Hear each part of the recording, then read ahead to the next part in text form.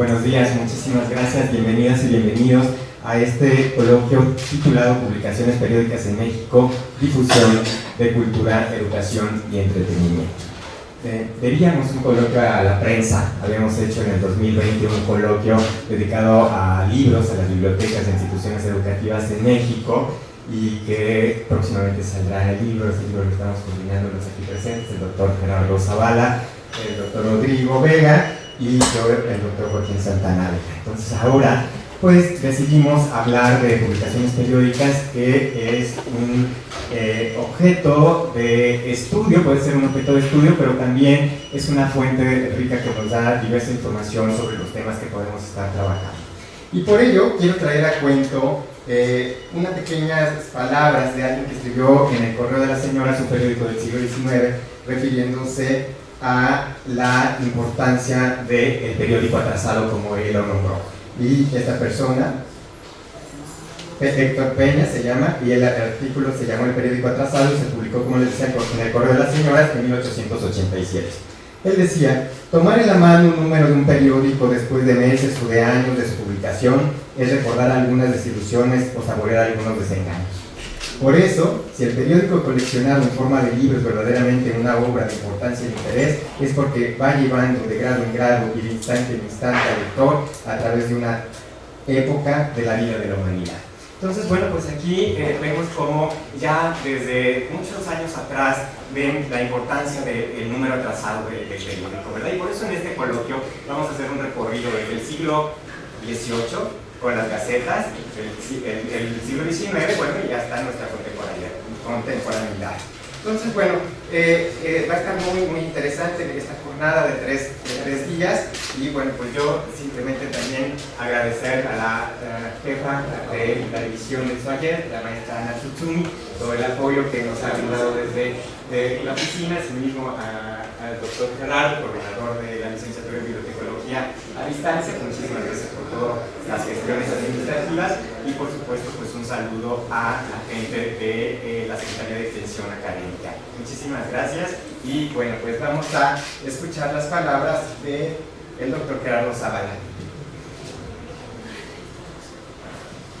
Gracias, Joaquín, gracias a todos los asistentes, y por supuesto creo que coincido con Joaquín en el sentido de que hace falta pues darle este honor a la prensa como se merece, siendo una de los objetos documentales y publicaciones que mayormente en una medida pues muy hermosa y muy interesante difunden la información de manera rápida. Para nosotros los bibliotecólogos, y creo que aquí estamos en la mesa, historiadores, pedagogos, letras, bibliotecólogos, entonces creo que sabemos desde diferentes aristas el significado de la prensa y de estas publicaciones periódicas, no solamente para nuestro país, sino también para el mundo. Este coloquio también, como bien se mencionó, es una cuestión cronológica. Empezamos hoy con trabajos del siglo colonial y posteriormente nos iremos al siglo XIX con cuestiones de independencia y también algunas publicaciones pues decimonónicas propiamente, y en el 20 que hablaremos pues de la educación hasta movimientos contraculturales que han existido en nuestro país y que son voces de luchas y que son voces también de personas que han sido marginadas y que a través de las publicaciones periódicas podemos ver pues sus ideologías y todos sus pensamientos. Entonces creo que vamos a ver diferentes publicaciones periódicas a lo largo de estos 3 días de esta jornada académica, y pues no me resta más que agradecerles a todo el público asistente, a los que nos están siguiendo en la transmisión, y por supuesto también a los presentes aquí en la mesa, a Ana, a Joaquín, a Rodrigo también por su paciencia y sobre todo por su gran trabajo, a los asistentes y a todos los ponentes que van a estar en estos 3 días y moderadores. Muchísimas gracias a todos.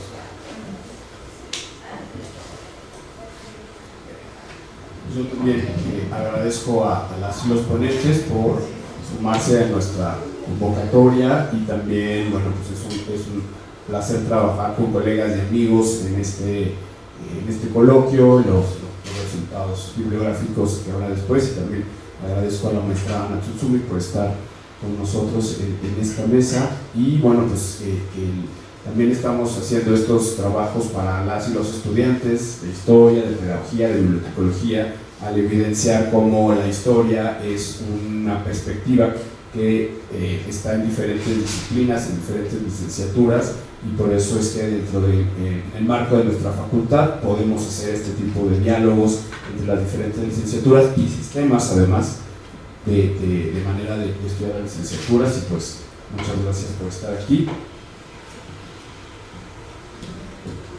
Hola, buenos días, mi nombre es Ana Tsutsumi. Pues nada, es agradecer sobre todo la invitación a estar en esta inauguración de este coloquio Publicaciones Periódicas en México, Difusión de Cultura, Educación y Entretenimiento. Creo que es un excelente ejemplo de cómo disciplinas pueden trabajar. Los aquí presentes, el doctor Rodrigo, el doctor Joaquín, el doctor Gerardo, son parte importante de nuestra comunidad académica como profesores, como investigadores, y también como parte de una comunidad que se encarga todos los días de trabajar muchísimo con sus estudiantes y para sus estudiantes. Realmente estoy encantada, es un gozo tenerlos acá. Agradecer también a los ponentes y a las moderadoras y moderadores que van a estar en las distintas sesiones, 3 días de trabajo. Creo que es una muy buena oportunidad para dar inicio a un ciclo de conferencias que espero se repitan año con año, los años, que ya tendremos el impreso que nos estaba comentando Joaquín acerca del coloquio a la prensa que se hizo, que se va a hacer además, y sobre todo entender que la facultad va a generar este tipo de eventos, pero sobre todo que son parte de nuestra comunidad.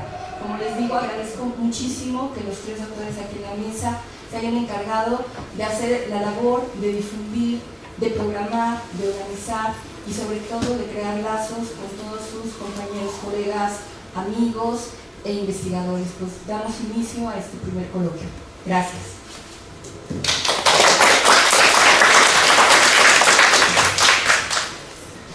Pues muchísimas gracias a la maestra Ana, al doctor Gerardo, al doctor Rodrigo, y bueno, pues ya la maestra Ana dio por inaugurado este evento que se llevará a cabo en los siguientes 3 días. Y bueno, pues damos la bienvenida a la doctora Dalia Valdés Garza, que ya está aquí. Muchísimas gracias por aceptar participar en este evento. A la doctora Adriana Álvarez Sánchez, que también ya se encuentra aquí, que va a presentar una ponencia conjuntamente con la maestra Luz Lilia Marroquín Franco, que la tenemos vía remota porque ella está en Guatemala. Ella pertenece a la Escuela de Historia de la Universidad de San Carlos de Guatemala. También al doctor Rodrigo Antonio Vega, que también va a presentar el día de hoy su ponencia, y modera la doctora Brenda Cabral. Muchísimas gracias. Adelante, por favor. Bueno, ya cuando me digan, ya estaría la presentación. Perfecto. Bueno, pues buenos días a todas, todes y todos. Me congratulo muchísimo de estar en este evento académico, pues ya que las publicaciones periódicas, como ya hablaba, la prensa sobre todo, pues es muy importante para la historia y para la sociedad de nuestro país. Entonces tendremos el privilegio en este evento de escuchar a ponentes de gran experiencia en el tema, y además también nos van a hablar, bueno, además del papel que han tenido estas publicaciones en México, pues también cómo estas influyeron en la cultura, la educación y en algunos otros aspectos. Este coloquio, como ya lo mencionaron, tiene como objetivo reflexionar sobre la historia, el desarrollo y los retos de las publicaciones periódicas, en este caso la prensa, en nuestro país, así como reconocer su valor como fuentes de información, pero también de expresión. Pues bien, vamos a darle la palabra, en primer lugar, a la doctora Adriana Álvarez Sánchez, coordinadora del Colegio de Historia de esta facultad, y a la maestra Luz Midilia Marroquín Franco, de la Escuela de Historia de la Universidad de San Carlos de Guatemala. Pues para mí es un gusto que ellas nos vayan a hablar de Sebastián de Arévalo, precursor de la prensa en el Reino de Guatemala y fundador de una dinastía de impresores en el siglo XVIII. Les voy a platicar un poquito de la trayectoria de la doctora Adriana Álvarez Sánchez. Ella es licenciada y maestra en Historia por la Facultad de Filosofía y Letras de la UNAM y doctora en Historia por la Facultad de Geografía e Historia de la Universidad de Santiago de Compostela. Desde el 2010 es profesora de tiempo completo del Colegio de Historia de la Facultad de Filosofía y Letras de esta universidad y pertenece al Sistema Nacional de Investigadores Nivel 1. Su principal línea de investigación es la historia de las universidades, tanto de la perspectiva social y cultural de las instituciones como desde la historia de la construcción de conocimiento. En particular, estudió la Real Universidad de San Carlos de Guatemala y las enseñanzas de la lengua indígena en las universidades en el siglo XVII y XVIII, aunque también ha realizado investigación sobre la Real Universidad de México. Ha sido responsable de varios proyectos financiados en los que participaron profesores de distintas universidades y disciplinas, y así como estudiantes. Ha participado en diversas reuniones académicas en Centroamérica y ha colaborado con académicos que estudian la región. Uno de los proyectos se vincula al acervo documental del Museo del Libro Antiguo y donde se encuentra un amplio número de textos publicados por universitarios de la época colonial. Una segunda línea de investigación son las humanidades digitales y bueno, ha participado muchísimo también en el diseño del plan de estudio de la especialización en humanidades digitales de la Facultad de Filosofía y Letras de la UNAM, que actualmente, bueno, ya está por comenzar, entonces es importante. Y además, fíjense que es miembro de la Red de Humanidades Digitales y ha participado en distintas reuniones académicas en este campo. Y bueno, tiene muchísimas publicaciones, libros, artículos, capítulos de libros que pues dan fe de toda la experiencia tan amplia que tiene en la temática. Quisiera también una breve síntesis curricular de Dalia Valdés Garza.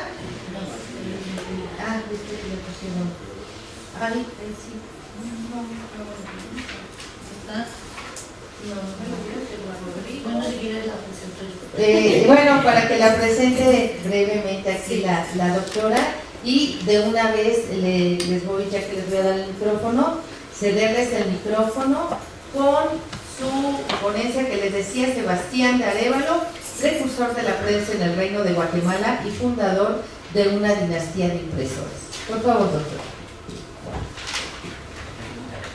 Hola, ¿qué tal? Buenos días. Bueno, les leo aquí rápidamente la síntesis curricular para no extenderme. La maestra Luz Mirilia Marroquín Franco es licenciada en Arqueología y es maestra en Historia del Arte por la Escuela de Historia de la Universidad de San Carlos de Guatemala, es docente de esta institución y es miembro activo también del Seminario Interdisciplinario de Bibliología en el Instituto de Investigaciones Bibliográficas de la UNAM desde septiembre de 2022. A partir del confinamiento pues pudo ser como posible un mayor intercambio con especialistas en México y en otros lugares. Sus líneas de investigación se centran en la historia de la imprenta en Guatemala durante la época colonial y documentos impresos universitarios. En particular estudia este fondo documental del Museo del Libro Antiguo y tiene varias publicaciones. Un libro importante que se llama Catálogo de Tarjas del Museo del Libro Antiguo, aproximación al sentido simbólico de las tarjas universitarias impresas en los siglos XVII al XIX a partir de la colección del Museo del Libro Antiguo. Y bueno, tiene otros trabajos relacionados con la conformación de este acervo. Y bueno, pues debo decir que gracias a ese trabajo que ella ha hecho y a que yo me dedico desde hace bastante tiempo a la historia universitaria, pues hemos coincidido, ¿no? Y hemos logrado tener pues este trabajo multidisciplinario, más bien a distancia creo, aunque hemos tenido algunos encuentros presenciales en Guatemala en algunos congresos, pues en realidad el resto del trabajo ha sido a distancia. Primero quisiera agradecer, darles los buenos días, agradecer a quienes están aquí y agradecer a quienes organizan esta reunión, ¿no? Al doctor Joaquín Santana, siempre entusiasta de convocarnos a distintas reuniones académicas, al doctor también Gerardo Zavala, coordinador de bibliotecología, al doctor Rodrigo Vega, colega del Colegio de Historia, y también, por supuesto, pues a la maestra Ana Tsutsumi, que es la jefa de división del Sistema Abierto, por supuesto también a mi colega y a la profesora Brenda Cabrales y por supuesto a los compañeros de mesa. Bueno, yo voy a presentarles eso, la primera parte del trabajo. Cuando recibí la invitación para participar en este coloquio sobre publicaciones periódicas en México, pues digamos que jugué un poco con la historicidad del espacio, ¿no? Puedes poner la primera diapositiva. La primera diapositiva es una diapositiva del lado izquierdo. Lo que tienen es un mapa completo de mediados del siglo XVIII de lo que era la Nueva España en ese momento. Es un territorio que abarca pues lo que actualmente es México, buena parte del norte, que ya no es México, y todo Centroamérica. Todo eso era el virreinato y estaba subdividido en distintas jurisdicciones. En el caso del Reino de Guatemala, que lo tienen del lado derecho, inicia, digamos, en Chiapas o Conusco y llegaría hasta Panamá, hasta lo que actualmente es Panamá, ¿no? Esa zona, esa región, es el Reino de Guatemala y digamos que tenía cierta autonomía porque tenía una audiencia propia, es decir, administraba justicia de manera independiente a México y a la propia Nueva España. En algún sentido, sus gestiones eran directas con la metrópoli, con España, con el monarca, con el Consejo de Indias, y no pasaban por México. En otros ámbitos no, pero en ese sí. También conformaba una capitanía general, es decir, una jurisdicción militar. Eso le daba pues cierta autonomía que también pues ha generado, digamos, polémica, ¿no? Entre si esto es Nueva España, no Nueva España, ¿no? También obviamente desde Centroamérica hay una discusión sobre si pues esta hoy región pertenecía o no. Lo cierto, bueno, no era México, eso sí, ¿no? Porque bueno, México tenía su propio reino y aunque todos pertenecían al virreinato, pues tenía una jurisdicción distinta. Sin embargo, jugando un poco con la administración, las formas de gobierno y esta historicidad del espacio, pues presentamos este trabajo sobre el Reino de Guatemala y las publicaciones periódicas. Debo decir que nosotras partimos de una visión un tanto más amplia, es decir, la historia de la imprenta, del libro, de la lectura, de la cultura escrita, ¿no? Y de bueno, muchas otras digamos, ramas dentro de ese campo, pues está no solamente consolidada, sino muy especializada, ¿no? Y bueno, hoy nos convoca aquí un tema de publicaciones periódicas, pero desde donde nosotros estamos haciendo este trabajo, si solo prestáramos atención a las publicaciones periódicas de esta primera parte del siglo XVIII, tendríamos como un trabajo muy aislado, un contexto muy limitado que no nos permitiría avanzar y tener, por ejemplo, la identificación de una especie de linaje o de dinastía de impresores, como son estos impresores que se inician con Sebastián de Arévalo, ¿no? Entonces, hemos decidido tener pues, una visión un poco más amplia, integradora, que nos permita, pues sí, echarnos un poco una visita a esa gaceta, que además tuvo una vida muy corta en la primera etapa, y pensarla como un trabajo de historia de la imprenta más amplio, ¿no? Que implica la imprenta, que implica la industria del papel, que implica la maquinaria, ¿no? O sea, que implican muchas cosas más allá de lo que parece evidente, ¿no? Que son los textos y las ideas, ¿no? Y pues esa es la razón por la que hoy presentamos este trabajo desde esta línea. También debo decir que la historia de la imprenta, del libro, la lectura, etcétera, pues tiene como grupos de trabajo importantes, en este caso en México y en la UNAM en particular, ¿no? Como he dicho, este seminario con el que la propia Luz Midilia se vincula, pero no es el caso para la región centroamericana, en particular para Guatemala. Los estudios sobre el agua colonial son complicados a pesar de como los 30 kilómetros lineales que tiene el Archivo General de Centroamérica, más un montón de acervos locales, nacionales, etcétera. No es, digamos, una historia que en los últimos años tenga tanto auge, ¿no? Interesan otras temáticas, pues porque ustedes saben que las preguntas al pasado tienen que ver con el presente y no necesariamente sus preguntas se vinculan con qué pasó antes de la independencia.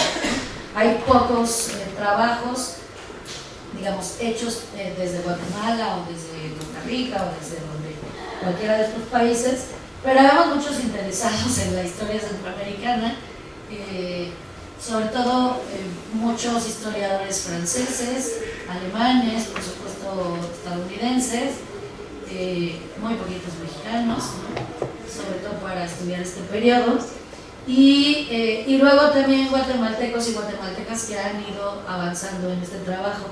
Aquí pues destacaría justamente el trabajo pionero de la propia Luz Midilia en estudiar un fondo como el del Museo del Libro Antiguo, que bueno, ya si después hay oportunidad de contar a ella cómo se conforma, pero digamos que sí hay como cierta conciencia de la importancia de la imprenta y de su historia, pero luego no hay continuidad, ¿no? En los trabajos.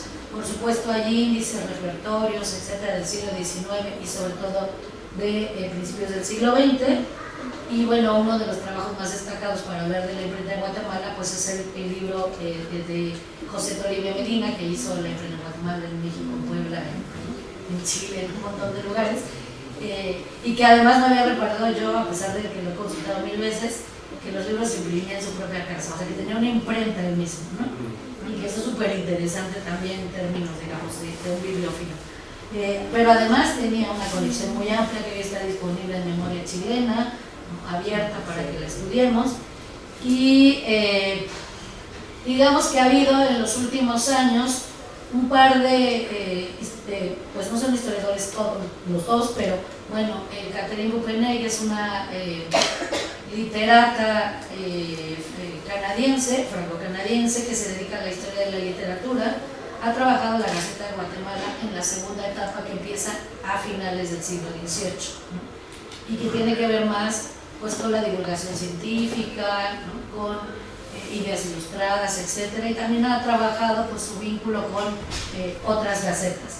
Lo mismo sucede con José Santos Hernández, que publicó un importante trabajo sobre la Gaceta de Guatemala, es decir, esta publicación periódica, pero de finales del siglo XVIII y principios del siglo XIX.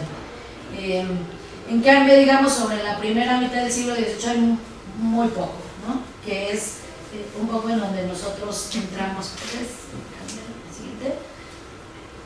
Aquí lo que tenemos es solamente algunos datos generales para tener como una idea, un contexto. La imprenta en Guatemala se introduce en 1660 a instancias del obispo Payo de Rivera, en una época en la que también se están, digamos, concretando algunas otras instituciones, como la propia universidad, aunque se funda hasta 1676, que ese es como el tema por el que yo inicio estudiando Guatemala. Y bueno, pues en realidad si uno lo ve así en cifras, pareciera que es un centro editorial pequeño, ¿no? O periférico de alguna manera, porque entre 1660 y 1821 solamente hubo 3 talleres como simultáneos, ¿no? Había algunos que abrían, cerraban, se trasladaban. No queda muy clara tampoco la información sobre algunas imprentas, parece ser que se creaban para imprimir obras específicas y luego desaparecían, y alrededor de unos 13 impresores. Hay muy pocos datos a nivel individual, ¿no? Porque una cosa era ser dueño de la imprenta, otra cosa era administrarlo, otra cosa era ser cajista, otra cosa era escribir los textos, ¿no? Hay muchísimos actores sociales que se encuentran en estos espacios, pero tenemos muy poca información. En el caso de, si quieres entramos al trabajo de, esta es una muestra, es un muestrario muy pequeñito de las publicaciones que los Arévalo, y en particular Sebastián de Arévalo, hizo. Su taller estuvo, digamos, él personalmente, de 1727 más o menos a 1777. Tengo aquí tres portadas. Una, bueno, es la Gaceta, como ven la imagen es de muy mala calidad porque la Gaceta en esta primera etapa es una colección muy pequeña que estuvo disponible en la Biblioteca Nacional de Guatemala por lo menos hasta 1910 y después le perdemos la pista, es decir, no sabemos dónde está. No puede decir que esté extraviada, sino que no la hemos encontrado aún, no está disponible. Y entonces las imágenes que tenemos son de algunas reproducciones que Olivia Medina hizo, pero también hay una transcripción que se hizo a mediados del siglo XIX, desde la que podemos estudiar su contenido. La imagen del centro es una obra que es una gramática, ¿no? Ustedes saben, como leía la profesora Brenda, que además de estudiar la universidad, estudió las cátedras de lenguas indígenas que se crearon en las universidades en América en este periodo, y se enseñaba lo que se denominaba lenguas generales. En el caso de Guatemala, una de las lenguas generales era el cachiquel, que es el grupo indígena con el que los conquistadores lograron hacer alianzas, digamos, ¿no? No es que sea la más importante, pero es una lengua importante. Y la primera gramática impresa de esa lengua se hace en 1753 y la hace justo Sebastián de Arevalo. Esta es una obra que sí he estudiado mucho más a fondo y también la he estudiado de manera multidisciplinaria. Hicimos un trabajo hace unos 3 años que se publicó con colegas del Colegio de Letras Clásicas y una historiadora del arte, ¿no? Es decir, muestra de que pues, el trabajo multidisciplinario es como ahí está, ¿no? Estamos aquí todos en la facultad y podemos hacer este tipo de trabajos. Y finalmente les puse la portada de un manual publicado hacia finales de los años 50, ¿no? Que es un manual para administrar sacramentos, ¿no? Entonces hay una variedad amplia de los tipos de contenidos que este taller publica, y bueno, pues se presume que incluso el propio Arevalo podría ser autor o digamos glosador de algunas noticias.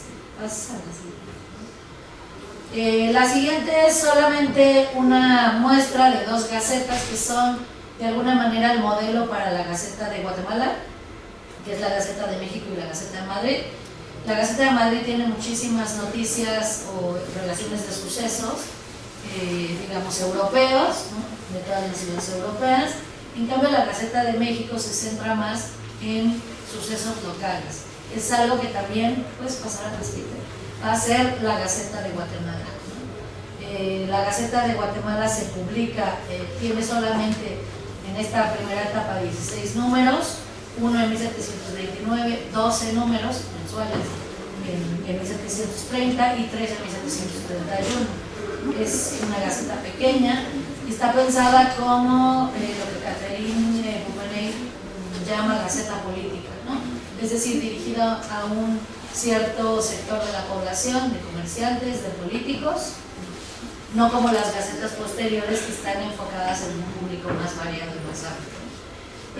Aquí lo que hay son relaciones de sucesos locales, relaciones también de sucesos provinciales, que una de las cosas interesantes del testimonio de la Gaceta pues es la presencia inglesa y las alianzas con los pobladores de la Mosquitia para el contrabando, para el asalto, etcétera, ¿no? El comercio, y bueno, pues la muy acusada presencia inglesa que no, digamos, no acaba con ella hasta muy tardíamente.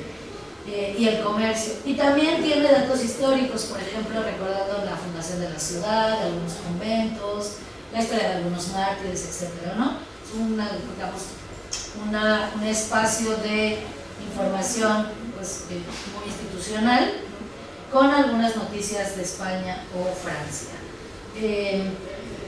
Pues este es un poco el contenido, que bueno, no nos alargaremos mucho más, pero parte de su contenido tiene que ver con el fasto público, con la fiesta, como se escribía, ¿no? Y bueno, pues le doy los siguientes minutos a mi compañera Luz Viridia para que continúe con la presentación.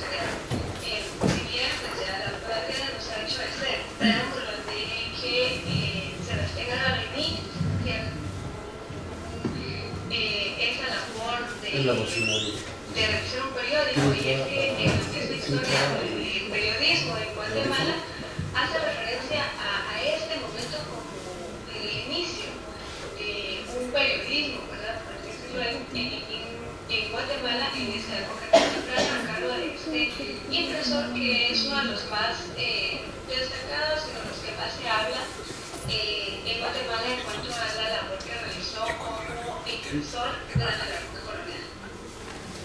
Bueno, entonces lo que queremos destacar con este trabajo que estamos pues ya iniciando y ya avanzando es que en Guatemala no se frecuenta hablar de dinastía de impresores, como sí en otros ámbitos, como en el caso de México, pues se conoce de esta tradición de sucesiones de talleres familiares. En Guatemala no es muy frecuente que esto sucedió. Entendemos, como también ya lo mencionó la doctora Adriana, que durante la época colonial, 1660, con la llegada de la imprenta, a 1821, que finaliza la época colonial, pues no hubo más de 3 talleres trabajando de manera simultánea. Esto nos hace suponer esto, ¿verdad? Que no hubo esa tradición sucesiva familiar de talleres de imprenta.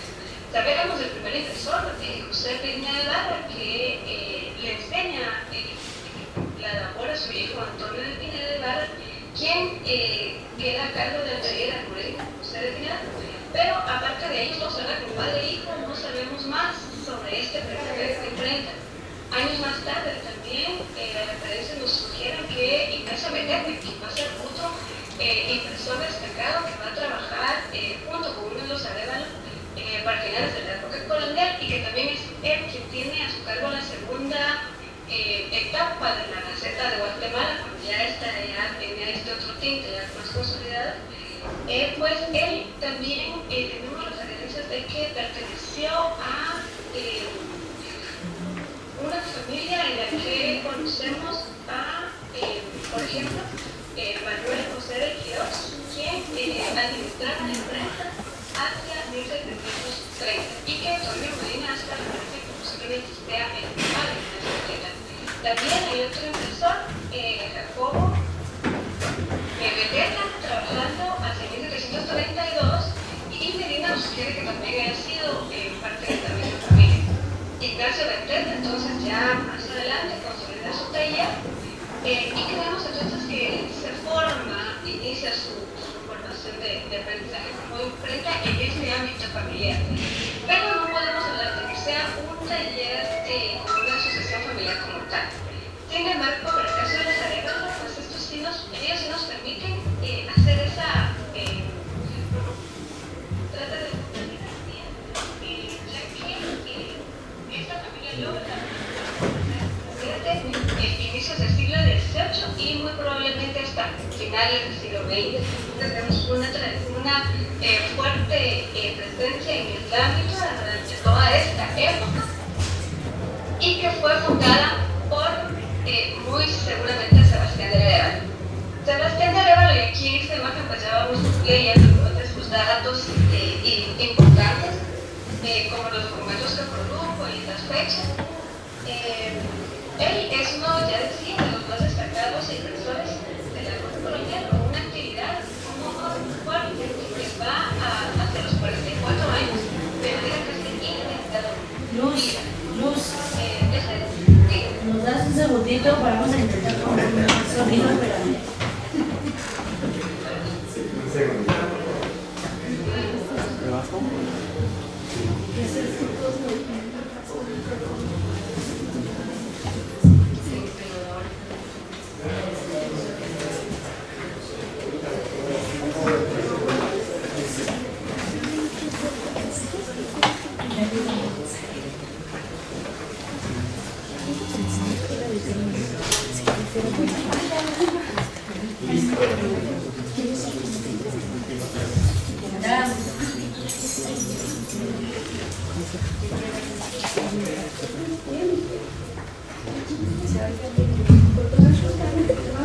Pies imprenta lo identifican trabajando de 1727 a 1771.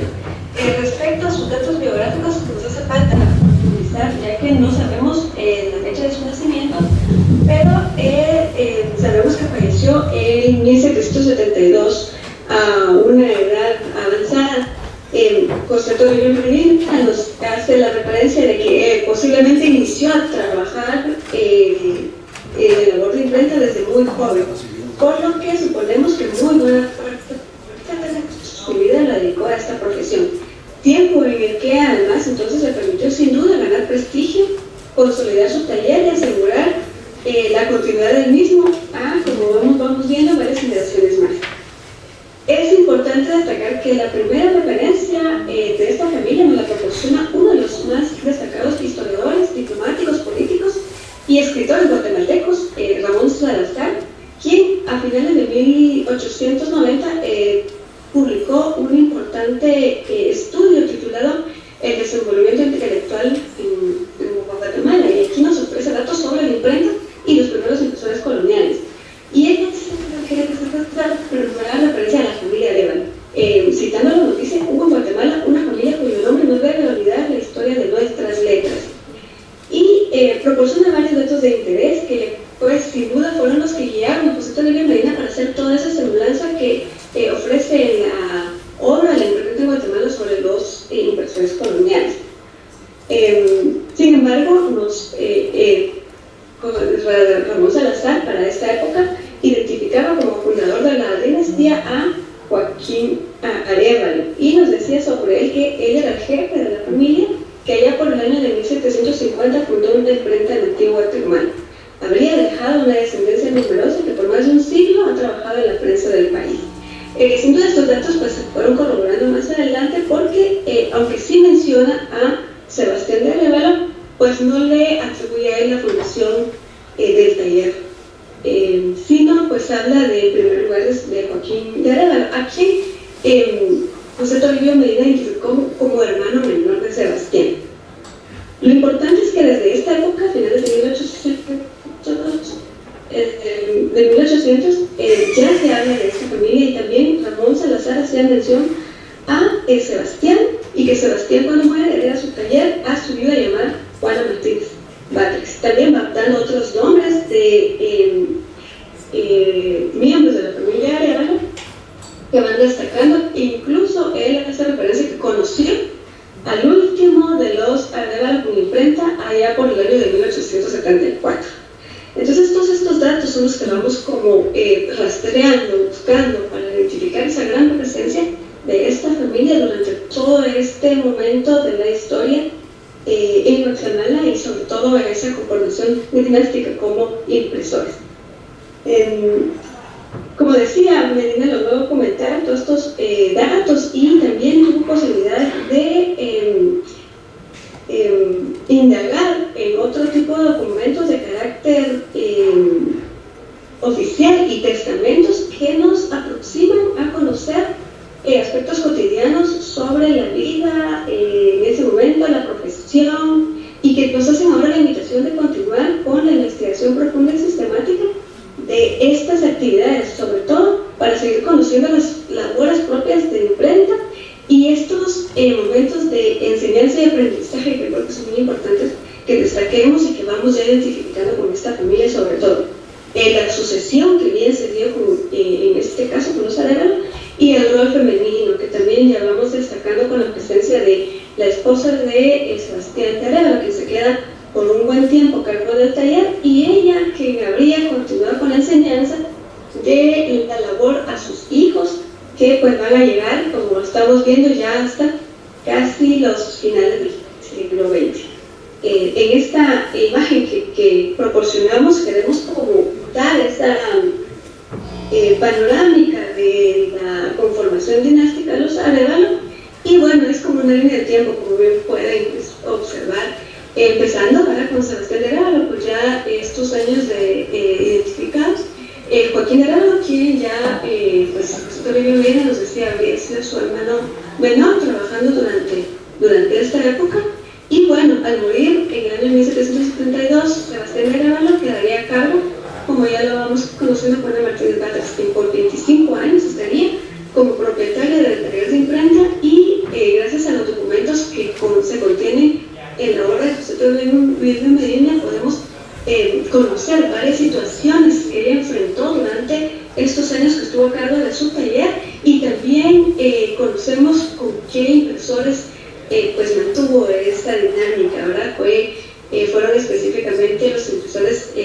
conocidos como Mariano Bracamonte y el mismo Ignacio Bertet, del que ya hemos hablado, quienes estuvieron con ella en situaciones bien interesantes que se dieron durante la época que ella manejó su taller. Pero para esa época ella decía que su taller pues era más... ¿Sí? ¿Podrías ir cerrando? Sí, ya vamos terminando, ¿verdad? De acuerdo. Pues ella continuaría, ¿verdad? Con ese taller, y diría que su taller es el más importante, el más antiguo, y sobre todo pues sabemos esa herencia que hace a sus hijos. Por estos años, 1800, 1803, los herederos de Arévalo figuran como de imprenta, y luego más adelante Manuel de Arévalo, que es quien se va a dedicar por un buen tiempo y que va a tener una mayor presencia. Y los otros nombres que vamos viendo aquí, que son los que vamos encontrando, rastreando, y sobre todo hemos encontrado documentos con su pie de imprenta, nos van posibilitando pues conocer a esta familia. Y bueno, sí, ya para cerrar, hemos hecho como un pequeño recuento de la producción editorial de esta familia. Y aquí pueden ver ustedes en esta imagen, así muy rápidamente, la cantidad de documentos que se registran en los catálogos de documentos que ellos trabajaron. Y sobre todo también el tipo de documentos que elaboraron. Hay que decir que hay muchísimos documentos de tipo universitario impresos durante toda esta época por ellos. También la fuerte presencia que tuvo Manuel José Arévalo al final de la época colonial, sobre todo en estos momentos de independencia, su taller, junto con el Ignacio Bertet, van a imprimir muchos documentos de carácter de gobierno que están emitiendo esas disposiciones de la época de independencia.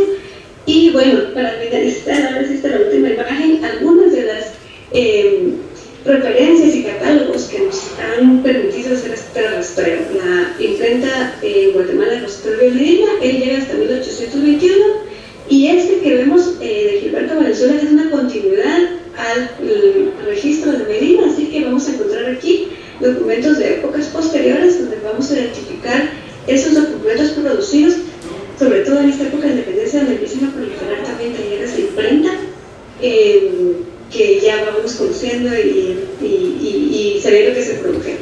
Y el que está en medio es un catálogo de una exposición que se realizó a finales de los años 30, pero que es una maravillosa fuente donde se pueden encontrar los nombres de documentos y sobre todo quiénes los produjeron.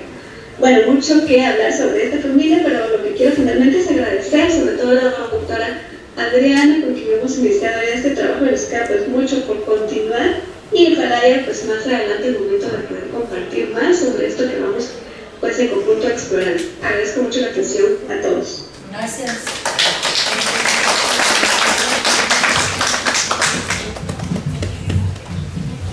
Pues muchísimas gracias a la doctora Adriana Álvarez y a la maestra Luz Midilia por esta interesante exposición. Vemos un hecho importante que me gustaría resaltar también de Sebastiana de Arévalo, además de ser un gran bibliófilo, que fue periodista, escritor y político. Y algo muy interesante también es que él escribió el periódico El Volante, el cual se imprimía en un formato de 4 páginas con una tirada de 300 ejemplares.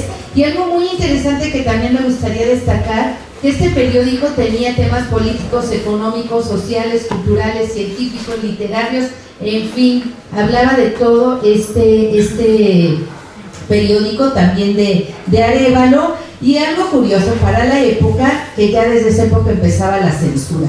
Fíjense, porque pues él tenía una gran influencia en la opinión pública de esa época, y entonces pues que generó controversias, enemigos, y entonces pues fue acusado de herejía y lo difamaron, todo esto, pero él logró pues mantener su libertad de expresión hasta el final de su vida, ¿sí? Entonces vean cómo personajes, además de que generan una gran cantidad de materiales, también influyen en la opinión pública, y a veces, bueno, pues ya vemos el caso que hasta lo abusa, ¿no? Entonces, pues ahora sí, continuamos con la doctora Dalia Valdés Garza, quien ella, bueno, nos va a platicar sobre la prensa del siglo XVIII, novohispano, sobre productos, editores, educadores y difusión del conocimiento periódico.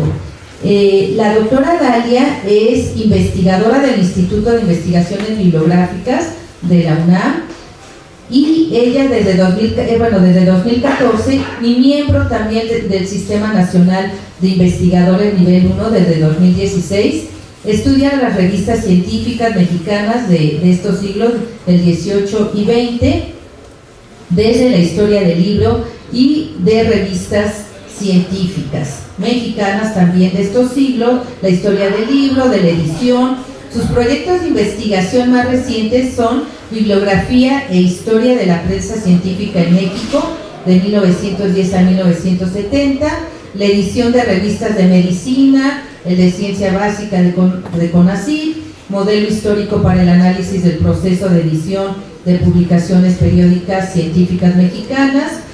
Realizó la licenciatura en Letras Españolas en la Universidad Autónoma de Nuevo León, la maestría en Mercadotecnia en la Escuela de Graduados en Administración y Dirección de Empresas del Tecnológico de Monterrey y el doctorado en Estudios Humanísticos con especialidad en Literatura y Discurso.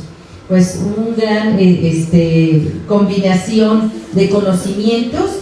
Fue editora de libros, revistas, periódicos durante el cual ganó la beca Juan Grijalvo de Conaculta para cursar el 15 Seminario de Introducción al Mundo del Libro y la Revista, organizado por la CANIEM, asimismo la beca de la Fundación Carolina y la Sociedad Iberoamericana de Amigos del Libro y de la Edición. Bueno, pues también tiene una gran cantidad ahí de aportaciones, de colaboraciones, un ejemplo también la Gaceta de Literatura de México, estudio bibliográfico y bueno, varios artículos también, y mejor le cedemos la palabra, si no, nos vamos a seguir con toda su trayectoria. Doctora, adelante, por favor. Muchas gracias por la presentación, doctora Brenda Cabral, y agradezco la invitación por parte del doctor Gerardo Zavala, el doctor Joaquín Santana y el doctor Rodrigo Vega. Debo decir que siempre es un gusto estar en la facultad porque es una oportunidad que no tenemos todos los días de contactar con los estudiantes. Entonces, para verdad, eso me pone muy contenta y cuanto más por ello agradezco esta invitación. Yo tengo 10 años, ya en enero cumplo de estudiar revistas científicas que llamo históricas para no confundirlas con las revistas académicas de ahora. Pero 5 años antes estudié publicaciones periódicas del 18 y los dos asuntos son muy difíciles porque las del 18 las ha estudiado erudito, grandes investigadores, entonces ¿qué nuevo podemos decir de ellos? Es un reto. Por eso cuando me invitaron digo, ¿y ahora qué voy a hacer? Y estudiar las del 20 también es un reto, porque es todo lo contrario, no las ha estudiado nadie. Pero voy a comenzar, voy a tratar de seguir un texto porque si no me voy a pasar de tiempo. Ya comienzo el texto cronómetro, pero si no como a la mitad voy a empezar a dejar de leer y a explicar. He tenido la oportunidad de exponer sobre el tema de los productos y productores de la prensa periódica novohispana en distintas ocasiones con distintos enfoques. En esta ocasión quiero aprovechar el hecho de que recientemente concluí una investigación de ciencia básica cuyos resultados permiten conocer las instancias de equipos editoriales de 500 revistas científicas mexicanas del siglo XX para repensar las del siglo XVIII en cuanto al contenido de tipo científico o conocimiento periódico que incluyeron. Podemos mostrar nada más la primera. Es necesario analizar las publicaciones periódicas mexicanas y entenderlas como producto de su contexto histórico particular, que es uno de los propósitos de este evento, pero también hace falta analizarlas con la comprensión de su evolución, de la función que cumplieron en los siglos subsiguientes, que no es la misma, de su definitivo, hasta convertirse en lo que son hoy, que son las que consultamos ahora para hacer tesis, investigaciones y demás. El principal reto para este ejercicio es brindar los elementos históricos y conceptuales necesarios para dejar de proyectar en las revistas científicas históricas las expectativas, funciones y características de las actuales. El objetivo de esta comunicación es determinar si podríamos calificar como editores educadores a los productores de las obras periódicas científicas no hispanas a partir del análisis del tipo de contenidos y los perfiles de sus creadores. Finalmente se analizará si en el actual contexto de publicación académica y universitaria la comunicación de los resultados de investigaciones podía transformarse en una labor educativa que realizaran autores y editores académicos, al menos desde la edición académica que se ejerce en las universidades.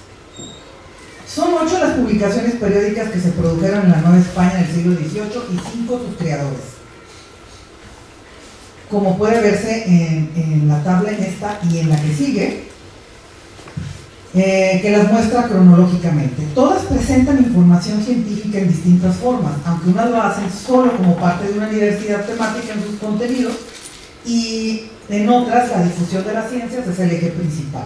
Por lo tanto, es necesario diferenciar estas 8 publicaciones periódicas entre las que llamo informativo-noticiosas oficiales, que son las Gacetas de México, las 3 Gacetas de México, y las eruditas científicas culturales con títulos diversos que se muestran en esta. Se sabe que en el siglo XVII habían ya circulado hojas con el título de Gaceta y que llegaban de Europa papeles periódicos diversos. Pero imaginemos en el siglo XVIII, a mí me gusta mucho imaginarme esto, la irrupción en la escena social novohispana de unas hojas tituladas Gaceta con la promesa de salir mensualmente y que este pacto de periodicidad pudiera cumplirse. Eso es inédito. El tamaño no correspondía al de un periódico de gran formato, esos que abrimos hacia ahora, ¿no? Sino que estuvo limitado a las posibilidades de la imprenta y materiales de aquel momento, a la conveniencia de la lectura y distribución periódica y a los modelos de las publicaciones europeas. Por lo tanto, estos primeros productos tuvieron un tamaño de 14 por 20 centímetros, el formato en cuarto que llamamos en la imprenta mano. Los números de las 2 primeras gacetas tuvieron en promedio 8 páginas. Independientemente de su modalidad, bueno, no las muestro, las pueden consultar en la Hemeroteca Nacional Digital de México. Sí, vamos a resumirlo así. Independientemente de su modalidad, a todas las regía una misma legislación de imprenta. La autorización real o virreinal para imprimir era obligatoria, como también lo era la revisión de contenidos de cada número previo a su impresión, momento en que se podía ejercer la censura, aunque también podía hacerse una vez impreso y distribuido, que se llama censura posterior. Esto todo lo explico en mi libro, el de la historia editorial de la Gaceta de Literatura. Aunque hoy se reconozca a las 3 Gacetas de México en la cronología de los periódicos oficiales de México, eso lo pueden consultar en el sitio web del Diario Oficial de la Federación, que finaliza precisamente esta cronología con el diario oficial. Su respectivo contexto histórico marca diferencias sustanciales en sus propósitos y quienes las hicieron. Las Gacetas de México no son oficiales porque las mandara hacer, editara o financiara el gobierno, es muy importante, sino en el sentido de que se relacionan con él, o sea, con el gobierno, o tienen su reconocimiento y autorización, como es la definición actual de la palabra oficial. Me parece importante también separar estos 2 productos entre los correspondientes a la primera y la segunda mitad del siglo XX. Esto con lo que lo pregunto. El surgimiento de las 2 correspondientes a la primera mitad se debe no solo a un interés personal de sus creadores, Sagún y Castorena, quienes sabían que solo por dar este servicio de comunicación a la sociedad serían parte de la historia de la Nueva España, sino porque para el gobierno era conveniente que hubiera una red de mensajeros en todo el virreinato que contribuyeran a reunir información de los lugares incluso más lejanos y que esta y toda la demás información que se publicara estuviera controlada, ya fuera de temas religiosos, comerciales, marítimos, de sociedad o científica, todo estaba controlado y revisado. Las publicaciones periódicas de la segunda mitad del siglo XVIII circulan en un ecosistema distinto. La primera de ellas es científica y surge en 1768 en un ambiente de recién expulsión de los jesuitas, de hecho al año siguiente, con una clara adopción de ideas de la ilustración por parte de los hombres de letras novohispanos y con el apoyo borbónico para la creación de instituciones científicas de corte moderno. Entre sus creadores ya no solo hay cruelos eclesiásticos como en las primeras, sino que surgen personajes sin relación con la iglesia, aunque sí con la Real Universidad en un caso, y en otro, un empresario y comerciante con excelentes relaciones con el gobierno. Esto es esencial. Aunque no es el espacio para hablar en ello, no debe ser casualidad que Arzate, Bartolacci y Valdés estudiaran con los jesuitas, ni que este último hubiera trabajado con ellos como impresor en el Real y más antiguo colegio de San Ildefonso, antes de su expulsión, por supuesto. Se considera que es la Gaceta de México de 1784 la que se pone al servicio del Estado, lo que le dio un carácter casi gubernamental, incluso en el sentido de usarse para formar opiniones favorables a la corona. Valdés obtuvo el privilegio de impresión de este título, como sus antecesores, e incluso Carlos III daría instrucciones para que los ayuntamientos e intendentes de la Nueva España le enviaran noticias por el prestigio que adquirió en los servicios dados a la monarquía. Muy bien. Las noticias sobre Europa podían traerlas los viajeros o la correspondencia, imaginemos, de esa sociedad, pero también los periódicos. Podían hacer de manera legal o ilegal, claro está, la introducción de estos periódicos, porque había que vigilar su ingreso como el de todo impreso. Se sabe que la prensa científica extranjera llegó a la Nueva España en parte por las referencias que se hace ahí en la Nueva España. Controlar los contenidos de las publicaciones periódicas novohispanas y centrarlos en temas de religión, económicos, sociales y, por supuesto, científicos, contribuía a desviar la atención de aquello que pudiera dar pie a la crítica de la corona o de la Iglesia. No es fortuito que en el siglo XVIII existiera un tipo de prensa que caracterizamos como de gobierno. Catherine Popper la llama efectivamente política, pero eso tiene, me parecen, complicaciones. Y otra científica, pero la de tipo político tuviera que esperar el periodo independiente. Yo prefiero llamar de tipo político en la que ya puede realmente haber opinión desde mi punto de vista. ¿De qué manera? Bueno, opinión en asuntos políticos, ¿verdad? En asuntos científicos obviamente sí se dio. ¿De qué manera incluyen información o conocimiento científico en las publicaciones periódicas novohispanas? Según Nayeli Crespo, quien estudia este tema en las gacetas de tipo informativo, hay 3 estrategias que utilizan Castorena y Saúl. La primera es el uso de datos científicos como base o como complemento de información de otro tema, para apoyar o dar verosimilitud a la noticia. La segunda es crear notas en las que el tema central fuera un asunto de astronomía, geografía o medicina, por ejemplo. La tercera es referencia más bien a una cuestión metodológica, como lo indica el autor, a partir de la necesidad de hacerlo, dice, todo medible, calculable, exacto, y para lograrlo incluían tablas, cifras exactas de distancias, cantidades, pesos y precios. Crespo hace hincapié en que este tipo de información era de interés exclusivo para un tipo de público selecto, especialistas en dichos temas. Dorothy Tang ofrece información pormenorizada de los contenidos sobre temas de medicina en las 3 gacetas del México del 18, lo que nos habla del interés que tenían los miembros de la sociedad no hispana en que se difundieran. Menciona que aparecieron noticias relacionadas con epidemias, medicinas caseras, curaciones de heridas y rarezas filológicas. Con base en el estudio de Virginia GDA, menciona que Castorena recibió 14 cartas que según publicó 171 noticias y Valdés 782 relacionadas con estos temas. Sobre los perfiles de quienes enviaban este tipo de información, dice que había información que enviaban médicos, científicos, catedráticos, boticarios, sacerdotes, padres de familia, parteras, cirujanos, profesores, agricultores, barberos, dentistas, virreyes, personas del Real Tribunal del Protomedicato, directores de hospitales, conventos, ayuntamientos y de gente común y corriente que decidieron compartir su información. Esto es una cita. Al explicar el contexto del surgimiento en Inglaterra de la segunda revista científica aparecida en el mundo, las Philosophical Transactions, en 1665, Adrian Jones dice que en aquel momento una publicación periódica no era sinónimo de prestigio. Interesante. Ni necesariamente de confiabilidad como depositaria y transmisora de conocimientos científicos, que ahora todo lo damos por hecho, ¿verdad? Le damos una gran autoridad. Sino que lo eran los tratados y otros géneros de publicación científica.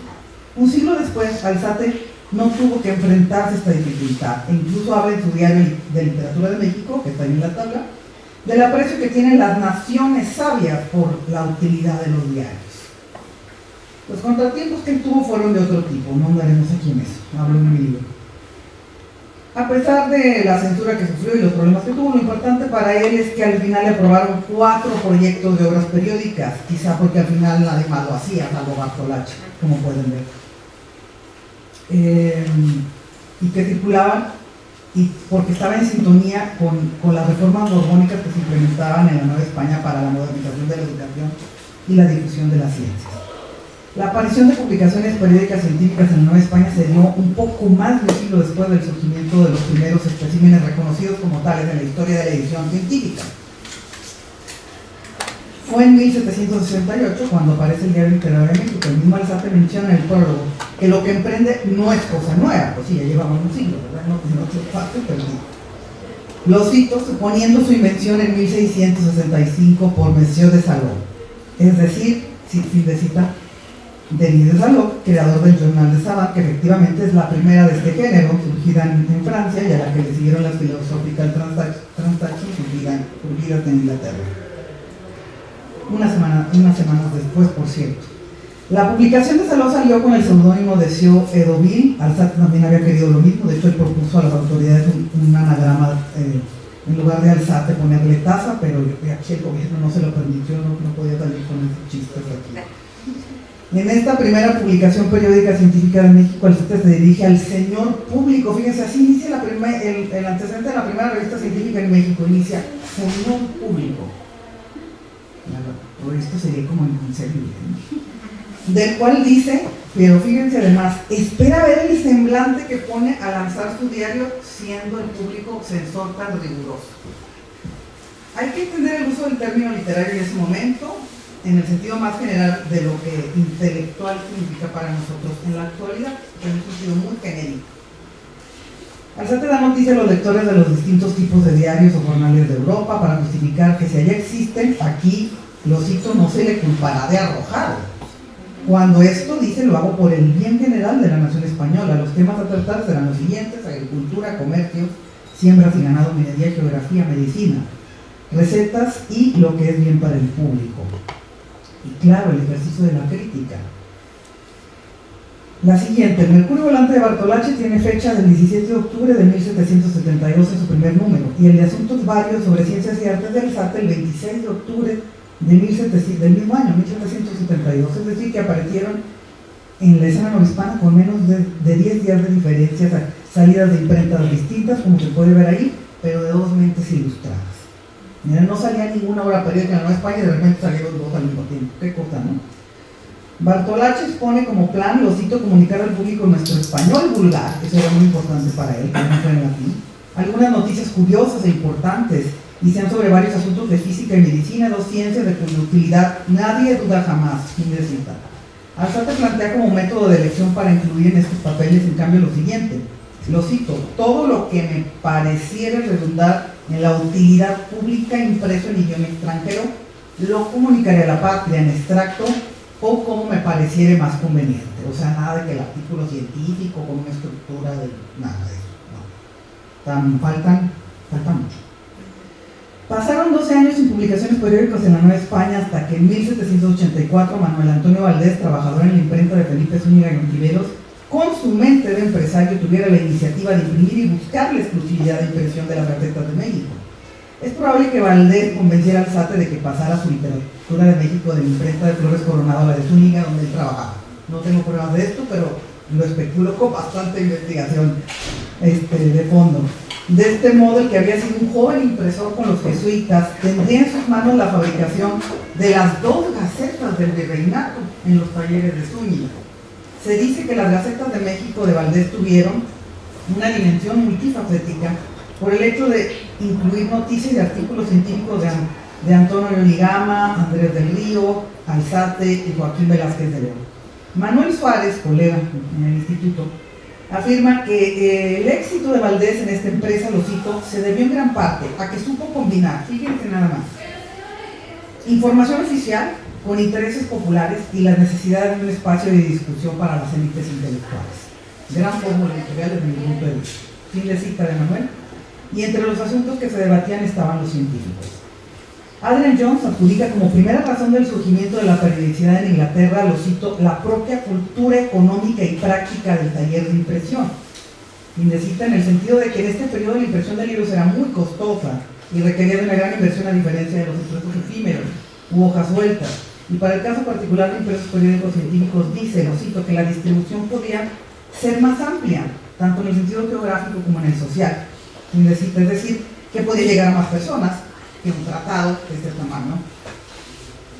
Y además que el plan de venta repetida de los números en el caso de los periódicos le aseguraban al impresor trabajo continuo y de seguridad de inversión. Más todavía cuando se formalizó el modelo de suscripción. En 1762 Bartolacci habla en su Mercurio de la dificultad de imprimir barato. De hecho, es posible que estas fueran algunas de las razones por las que Valdés, como administrador de una imprenta y empresario particular, emprendiera el proyecto de su propia gaceta y apoyara la de Alzate.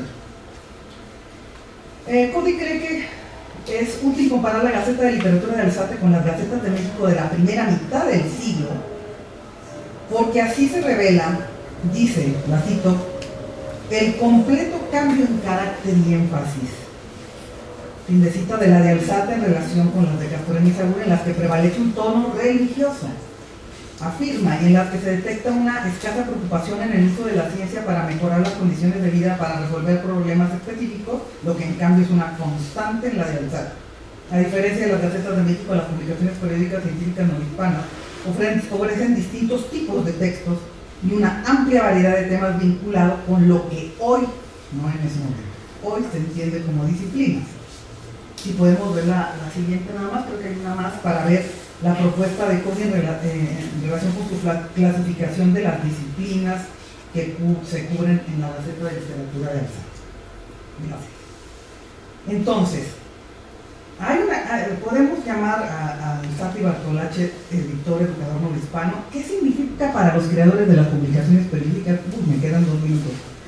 Hacer circular en su sociedad noticias con información científica, debates relacionados con distintos temas científicos y conocimiento periódico, ya fuera original o tomado de otras fuentes. Su inclusión fue parte de una línea editorial personal, de una respuesta a un proyecto político de reformas borbónicas inspiradas en la Ilustración, o tenía un propósito de influir o educar a los novohispanos. Analizadas desde la actualidad, pueden considerarse las publicaciones periódicas de tipo científico novohispanas como dispositivos con una función educativa, y a sus creadores como editores educadores. Es el contexto de la edición científica actual. La función del editor y autor académico en la universidad podría adquirir esta misma función. Bueno, pues como me quedan 2 minutos, resumiré, porque falta como la mitad. Espero que cuando se publique tengamos oportunidad de verlo más. Muy bien. Pues lo que quiero decir aquí es enfatizar con propias citas de las publicaciones de Alzate y de Bartolacci, cómo definitivamente por parte de ellos hay un interés muy grande en la instrucción de la juventud, como lo llaman, y en una reforma educativa. Entonces, solo explico esta diferencia. Por ejemplo, Bartolacci dice, bueno, es que pues ya se ha empezado esta reforma educativa en Europa, pero como que aquí no ha llegado. Entonces voy a empezar mi obra periódica. Y Alzate es un poco más ingenioso y él dice, no, sí hay ya aquí una reforma educativa, pero existe en el imperio de las letras, así le llaman. Y como yo formo parte del imperio de las letras, pues entonces sí existe y simplemente lo voy a extender. Entonces mi reflexión es larga y al final argumento que sí los podemos considerar como editores educadores, porque en primer lugar, a lo largo de sus publicaciones quieren cambiar este estilo de debate, de discusión, que ya no fuera ligado con la retórica, con la disputatio, sino cambiarla para hacerlo mediante argumentaciones basadas en el estilo moderno de dar pruebas a partir de observaciones y de experimentación. Y como ya se me acabó el tiempo, nada más decir que mi reflexión final es en el sentido de si hoy con un tipo de revista académica tan restringida y que así debe ser, yo no digo que no deba ser así, pero si los investigadores y los que escribimos en las revistas científicas, si no, quizá nos pudiera servir ver hacia atrás, porque de 1970 para atrás las revistas científicas mexicanas tuvieron funciones diferentes a la tan limitada hoy de simplemente publicar, bueno, que no es cualquier cosa, es muy importante, los resultados de las investigaciones que hacemos, y que quizá precisamente para poder darle ese sentido educativo también podríamos, no sé, crear un tipo de publicaciones que tuvieran diversas funciones como fue antes. Muchas gracias. Muchísimas gracias, doctora Dalia, por ajustarse a los tiempos y además por estas reflexiones tan interesantes, porque efectivamente, como habíamos mencionado, pues la prensa no solamente quiere dar a conocer lo que hay en un momento determinado, los hechos, los acontecimientos, ya sea de cualquier índole político, histórico, sino que además sí pretende educar, pretende ser una fuente de conocimiento o una fuente de información, y yo creo que con lo que la doctora nos acaba de mencionar y relatar, y las fuentes y ver los temas que además eran los más recurrentes: medicina, agricultura, cosas que se pretendía educar en cuestión de salud o en cuestión también hasta de agricultura, que se puede ver en estos temas abordados. Entonces yo creo que eso es fundamental, además de, bueno, ya ella nos habló de muchísimas cosas, pudimos ver, nos hablaba de la Journal des Cabans, que fue la primera publicación en Francia, y vemos cómo esta surge en 1645, aquí estamos viendo en 1700 una serie de publicaciones, estamos viendo 100 años después de que empezó, por ejemplo, allá en Europa, ¿no? Entonces también esto nos da pie a ver qué es lo que está pasando y cómo está llegando también el conocimiento aquí a nuestro país. Bueno, muchísimas gracias y pues damos continuidad ahorita aquí a esta interesante mesa, y a continuación el doctor Rodrigo Antonio Vega Ortega Báez, que además de haber sido parte de la organización de este importante evento, bueno, pues también preparó aquí una ponencia. Él es profesor del Departamento de Historia de SUAYET, de la Facultad de Filosofía y Letras de la UNAM. Realizó estudios de licenciatura en Biología en la Facultad de Ciencias y de licenciatura, maestría y doctorado en Historia por la Facultad de Filosofía y Letras de la UNAM. Es miembro del Sistema Nacional de Investigadores del Consejo Nacional de Ciencias y Tecnología y participa como tutor en los programas de maestría y doctorado en Filosofía de la Ciencia y de maestría en Docencia para la Educación Media Superior en el campo de conocimiento de historia, ambos de la UNAM. Él nos va a platicar sobre las investigaciones de Eisi Matuda en el Boletín de la Sociedad Botánica de México de 1947 a 1962. Pues le cedemos la palabra, doctor. Muchas gracias. Muchas gracias. Preparé una presentación para que, bueno, aludía a Eisi Matuda y algunas de las plantas y de la revista. Bueno, la siguiente, por favor. A lo mejor ustedes conocen ese lugar, tal vez han ido alguna vez en su vida. El 5 de julio de 1980 se inauguró el conocido Cosmovitral de Toluca, que es la imagen que tienen proyectada, por el presidente José López Portillo, el gobernador Jorge Jiménez Cantú y el alcalde de Toluca, José Antonio Muñoz Samayoa. También asistieron el ingeniero Nobuyaki Atsuma Matsuo, quien diseñó el jardín, y además aprovechó las plantas mexiquenses del invernadero de la Universidad Autónoma del Estado de México a partir de los estudios del botánico japonés naturalizado mexicano Eisi Matuda. Además, existen dos herbarios dedicados a este botánico. El primero es el de la Universidad Autónoma del Estado de México y el segundo es el de la Facultad de Ciencias Biológicas de la Universidad de Ciencias y Artes de Chiapas. El objetivo de esta ponencia es presentar los primeros resultados sobre el análisis de la obra botánica del vecino mexicano Eisi Matuda a través de sus escritos en el Boletín de la Sociedad Botánica de México. La fuente histórica se compone de 14 escritos publicados entre 1947 y 1962. Los temas que abordó Matuda fueron la taxonomía de nuevos géneros y especies, la utilidad económica de algunas plantas y el inicio de la genética vegetal.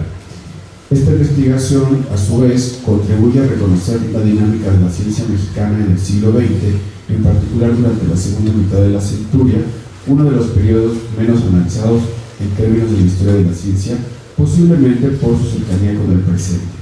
Además, la investigación abona el conocimiento histórico de la Sociedad Botánica de México, primera en su tipo en nuestro país, centrada exclusivamente en la flora. La siguiente, por favor. Bueno, aquí les pongo algunos de los textos que he encontrado hasta ahora que abordan a Eisi Matuda. La historiografía sobre este botánico es escasa y se caracteriza por información producida por la comunidad de botánicos de México y el extranjero, o sea, no por gente que se dedica a la historia, sino por sus propios colegas. E incluso he detectado que existe la repetición de varios datos sin una referencia a fuentes históricas, sino pareciera más que sobre lo que la gente, sus colegas sabían sobre la vida de Eisi Matuda, lo que él mismo contó, pero pues no es un trabajo histórico como tal. Puedo afirmar que no existe una investigación histórica de corte académico sobre la vida y la obra de Matuda. Lo más cercano a esto es el libro titulado Contribuciones de Eisi Matuda, 1894 a 1978, al conocimiento de la flora de México, escrita por el biólogo Armando Putanda, quien publicó este libro en 1989 en el Instituto de Biología de la UNAM. Se trata de un libro que recupera información sobre las publicaciones, géneros y especies determinados por el cine mexicano, entre otros temas generales, pero no es como tal una obra de historia. La siguiente, por favor. Bueno, como imagino que la mayoría no tiene mucha idea de quién es Eisi Matuda, pues preparé una semblanza. Esta es una de las imágenes que he encontrado en internet. En 1922, Eisi Matuda llegó a México. Nació en Nagasaki, Japón, en 1894, y su arribo a México se debió como parte de un grupo de japoneses que formaron una colonia agrícola en Soconusco, Chiapas. Se naturalizó mexicano hasta 1928. Este botánico realizó estudios profesionales en la Facultad de Ciencias Biológicas de la Universidad Nacional de Taihoku, en Taiwán, que entonces era parte de Japón, de abril de 1911 a marzo de 1914. También realizó estudios superiores de botánica sistemática en el Instituto Nacional de Ciencias Naturales también de Taihoku, de abril de 1914 a marzo de 1916. Recibió el doctorado en Ciencias en 1962 por la Universidad de Tokio con la tesis Estudios Taxonómicos y Ecológicos del Sureste de Chiapas, México.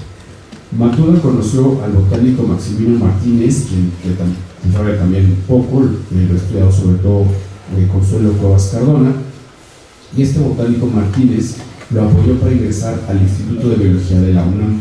En 1950 ingresó como investigador del Departamento de Botánica de dicho instituto, y 4 años más tarde, al fundarse el Instituto Nacional de Investigaciones Forestales de la Secretaría de Agricultura y Ganadería, ingresó como director de la Comisión de Dioscorias, que es un grupo de plantas, y en 1955 comenzó a trabajar en la Comisión Botánica Exploradora del Estado de México, que fue la que originó el herbario que lleva su nombre y que después también se utilizó para el Cosmovitral.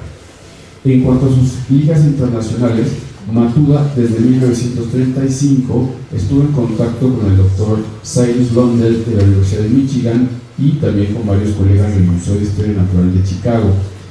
A varios científicos estadounidenses mandó numerosos especímenes para su identificación, que bueno, hoy se encuentran en diferentes acervos botánicos de Estados Unidos. Matuda trabajó en la comisión, la siguiente por favor, esta otra imagen. Matuda trabajó en la comisión durante 8 años, hasta que dejó la dirección del Departamento de Recursos Naturales del Estado de México para ocupar un puesto como personal del Herbario Nacional de la UNAM. Otra de sus participaciones fue como asesor desde 1952 del Laboratorio Nacional de Fomento Industrial de la Secretaría de Agricultura y Ganadería. También inició una asesoría para llevar a cabo un estudio sobre las plantas del género yucca y un trabajo que realizó conjuntamente con el biólogo Ignacio Piña Luján.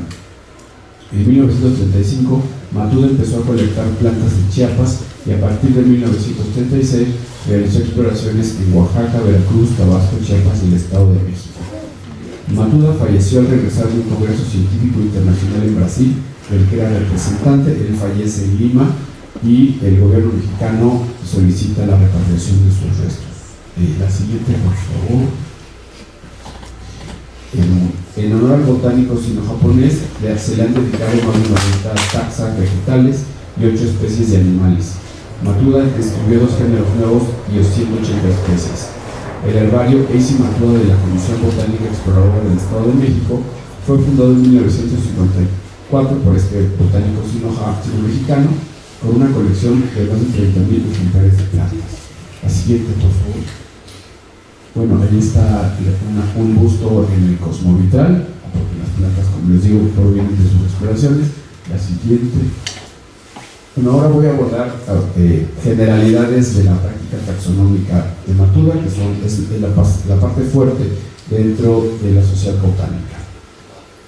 Eisi Matuda, en el artículo Tres plantas poco conocidas de la flora mexicana, publicado en 1949, presentó la especie Carludovicia chiapensis. Es una planta trepadora y este género había sido establecido en el siglo XVIII por los naturalistas españoles Hipólito Ruiz y José Pavón en honor a Carlos IV y la reina consorte Luisa.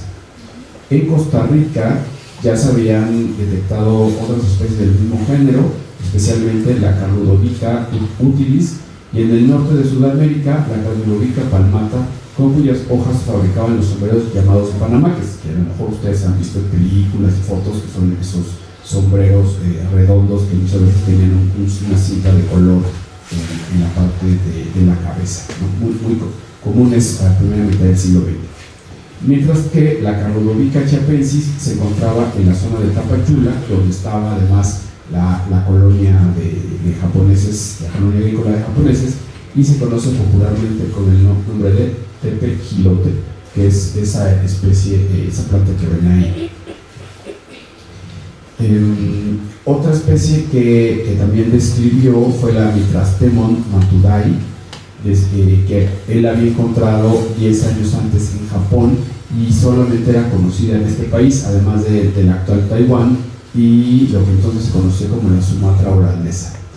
Pero en México fue encontrada esta especie por Matuda en el Monte Obando, a unos 24 kilómetros al noroeste de Escuintla, que también es esta zona del sur de Chiapas, en 1934, y después la logró colectar en la zona fronteriza de Guatemala con México.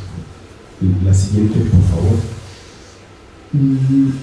Es esta también que la otra fase de la Carludovica. El artículo, varios artículos tienen notas de sus colegas, y esto me parece interesante porque lo que vemos es cómo el trabajo de Eisi Matuda estuvo presente en diferentes países.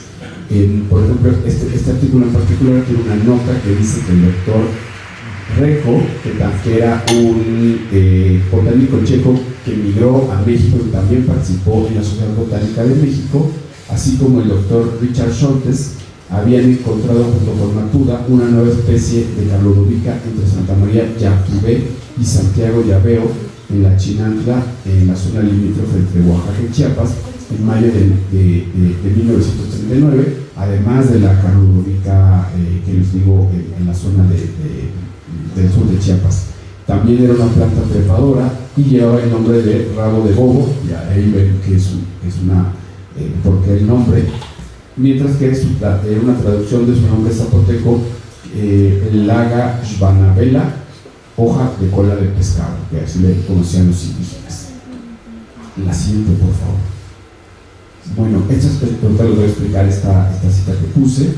En el artículo 2 Nuevas Aráceas de América Central de 1952, el organismo expresó que durante el mes pasado, al revisar los ejemplares de aráceas de América Central pertenecientes al herbario de la Universidad de Michigan, encontró dos nuevas especies. Una de ellas era la Monstera longipedunculata. Es interesante ver cómo a mediados del siglo XX aún se utiliza el latín en las revistas científicas. O sea, esta idea que se ha dicho de que en el siglo XIX hay este tránsito en el que el latín deja de estar presente en la ciencia y son las lenguas vernáculas las que toman el papel, pues no siempre es así, porque encontramos especialmente en la botánica mexicana que muchas revistas, ya insisto, mediados del siglo XX, siguen describiendo las plantas con esta lengua, no con el español, que uno diría pues es la lengua vernácula de México. Esto es evidentemente sigue una tradición de la historia natural al menos del siglo XVI, en el que las descripciones son en latín. Me ha interesado seguir revisando esta revista para ver en qué momento deja de estar presente el latín, porque Eisi Matuda no es el único que publica en latín, sino que son los botánicos en general de esa agrupación las que siguen con esto. Y tengo pensado, bueno, compararlo con las publicaciones de los anales del Instituto de Biología, en fin, otras revistas botánicas para ver qué pasa con esta lengua. Bueno, la siguiente, por favor. Bueno, aquí les puse algunas imágenes de las colectas en herbario actual de Eisi Matuda para que se den una idea de cómo siguen estando son un documento histórico, además de un documento biológico.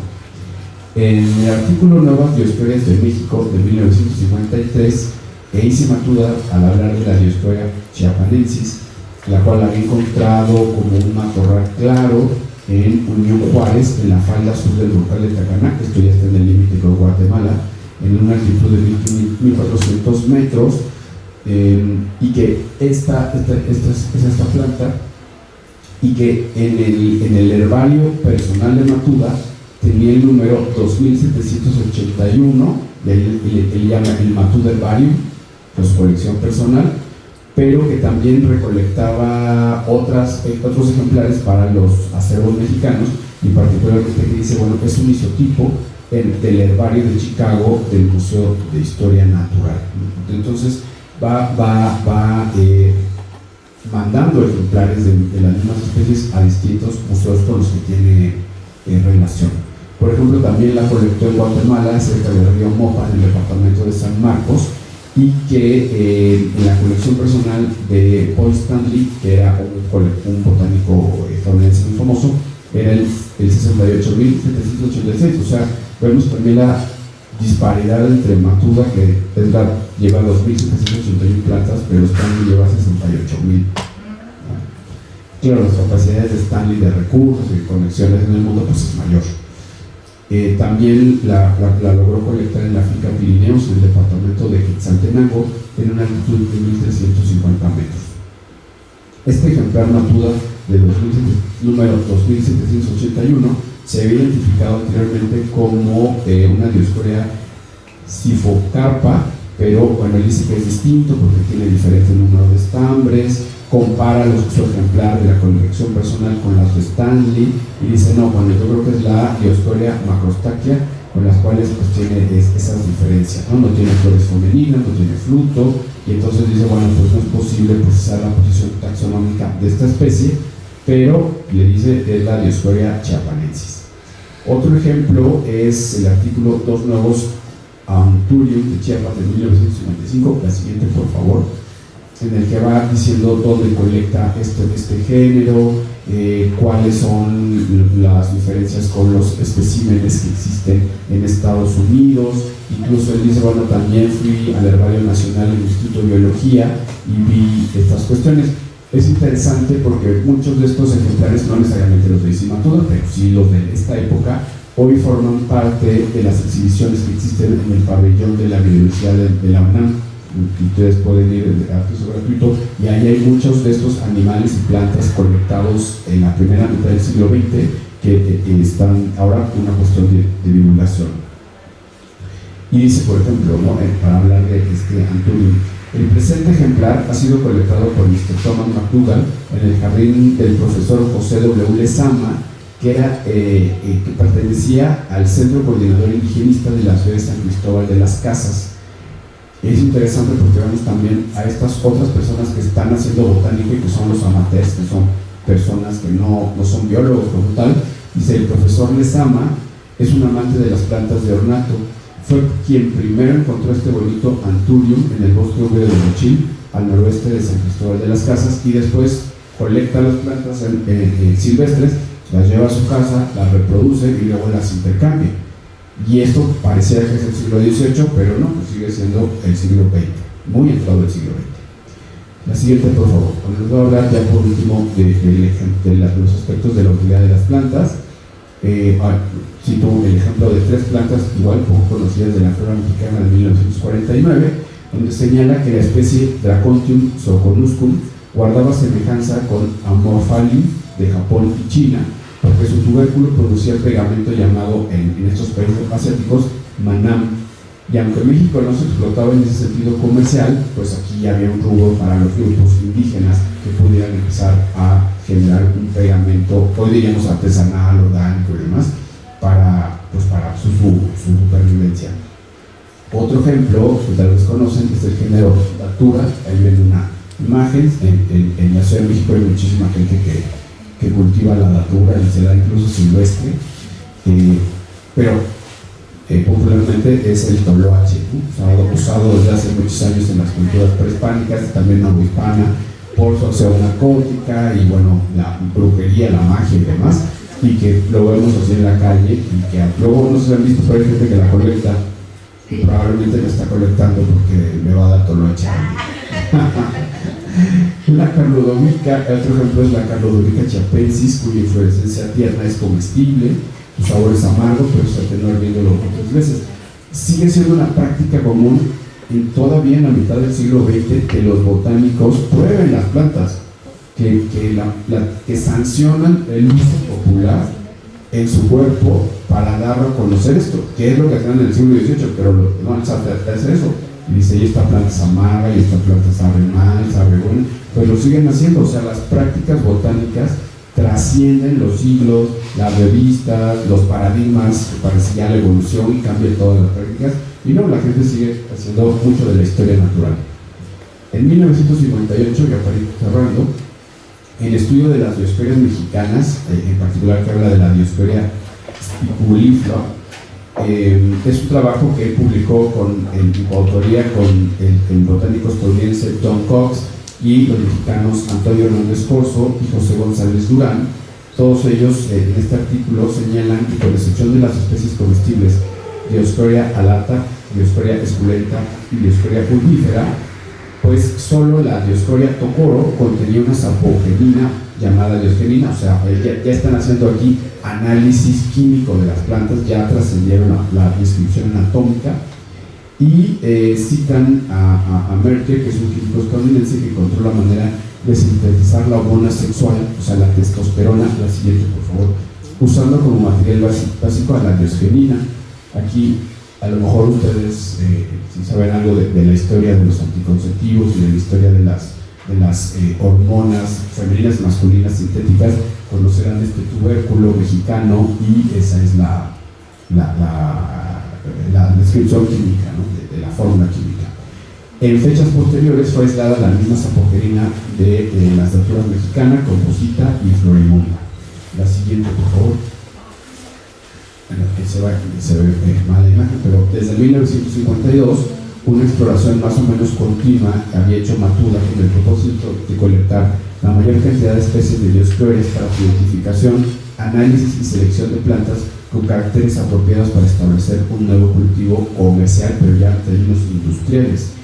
Los autores agradecieron a los laboratorios Sintex, que ahí esa imagen, que patrocinaron trabajos botánicos sobre dioscorias y otras plantas mexicanas, y estos laboratorios Sintex pues fueron los que luego revolucionaron toda la parte de la sexualidad, especialmente femenina, para crear las píldoras anticonceptivas que ha estudiado, por ejemplo, Felipe León de la Escuela Nacional Preparatoria 2 de la UNAM. Bueno, no tengo conclusiones porque es una investigación, como digo, que estoy realizando. Me falta analizar a más profundidad estos artículos, además de otros temas que están en los artículos de Matuda. Pues gracias y espero que tienen preguntas y comentarios. Muchísimas gracias, un aplauso al doctor Rodrigo Antonio. Muy interesante lo que nos platicó de Eisi Matuda, sobre todo porque él en este boletín de la Sociedad Botánica de México publicó una serie de artículos. O sea, primero la descripción de nuevas especies y géneros de plantas, que ya nos fue platicando. Después, él también habló de las diferentes regiones de allá de Chiapas, porque era donde él estaba, pero además la relación de la etnobotánica, o sea, con los grupos indígenas, combinado con todo lo que nos fue platicando de las plantas, muy interesante. Y otra cosa que ya nos fue narrando también el doctor, cómo Matuda colaboró con muchísima gente, con otros botánicos, a nivel nacional e internacional. Ya nos mencionó varios, pero estaba Máximo Martínez, Faustino Miranda, Roger McBush, Charles Lundell, Paul Stanley, y bueno, también es considerado uno de los botánicos más importantes de México por su aportación al conocimiento, a la conservación de la biodiversidad, y su obra ha sido reconocida y citada, como él mencionaba, por numerosos estudiosos posteriores sobre la flora mexicana, ¿sí? Entonces pueden ver ustedes en estas tres ponencias que se puede constatar que la prensa y las publicaciones periódicas han sido un medio de comunicación y que tiene una importancia muy grande con este acercamiento con la sociedad. pues cumple funciones informativas, educativas, culturales, pero además democráticas, como es esta parte de la expresión de cada uno.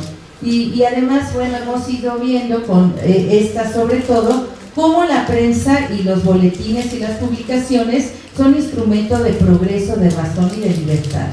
Entonces, como ustedes vieron, muy interesante lo que nos mencionaron, y no sé si tengan algunas preguntas, comentarios a estas interesantes ponencias.